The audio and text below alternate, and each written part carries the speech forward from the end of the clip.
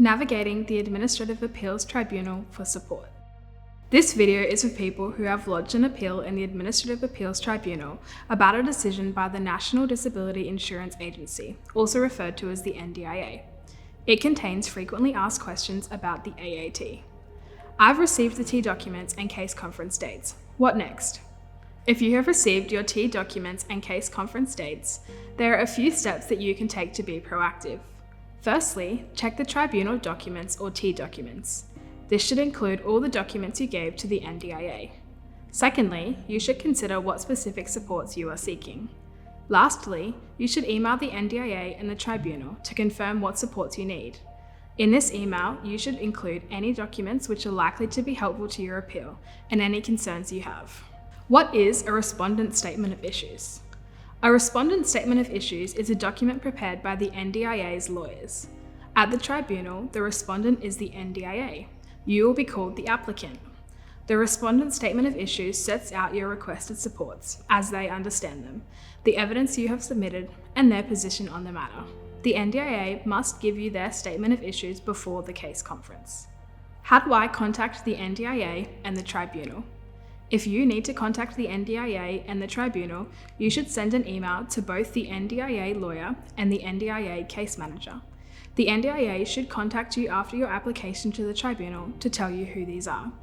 If you don't have these details, you can email the NDIS at aatapplications&decisions@ndis.gov.au and the tribunal at brisbane.registry@aat.gov.au. What is a case conference? A case conference is a phone conversation between you and the NDIA and is facilitated by a person from the tribunal called a registrar. If you want, you can have a support person, such as a friend or family member, with you for the call. Make sure you have all the relevant documents at the case conference. During the case conference, the registrar will ask you about your appeal and then ask the NDIA about their response.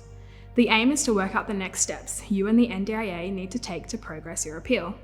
You can ask questions about anything you do not understand, and if you do not agree with the NDIA, say so. After the conference, the tribunal should email you a timetable, often in the form of tribunal directions, setting out who needs to do what next. You will most likely have more than one case conference as your appeal progresses. Should I agree to an independent medical assessment?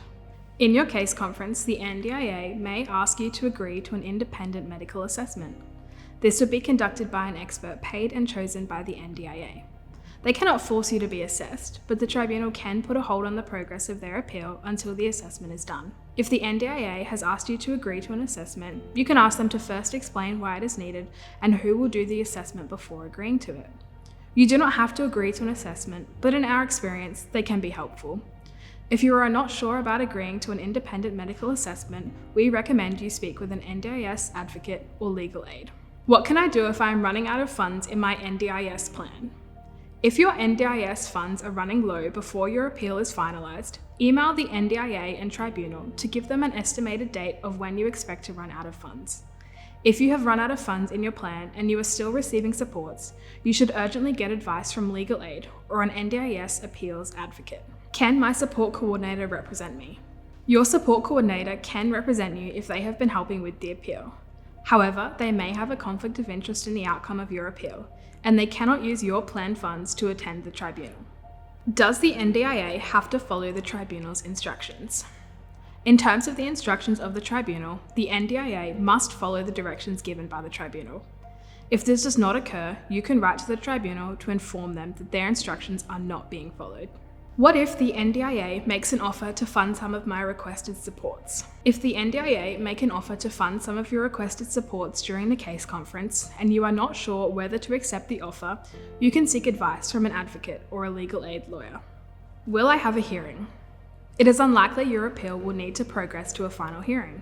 Most cases are resolved by agreement with the NDIA once they have considered sufficient funds. When you reach an agreement with the NDIA will prepare and send terms of agreements to you. Once you have signed the agreement, the NDIA will provide a copy to the tribunal, and the tribunal will turn the agreement into a decision. The NDIA must act on the tribunal's decision within 28 days. Should I withdraw my appeal? You should seek advice from an advocate or a legal aid lawyer if you are unsure whether to proceed with your appeal or if the NDIA suggests you withdraw. If you are already an NDIS participant and the NDIA suggests you withdraw your appeal from the tribunal and instead request a plan reassessment, do not withdraw your tribunal application until you have received the new plan and know it contains the supports that you need. More information can be found by contacting Queensland Advocacy for Inclusion on 1300 130 582 or 07 3844 4200.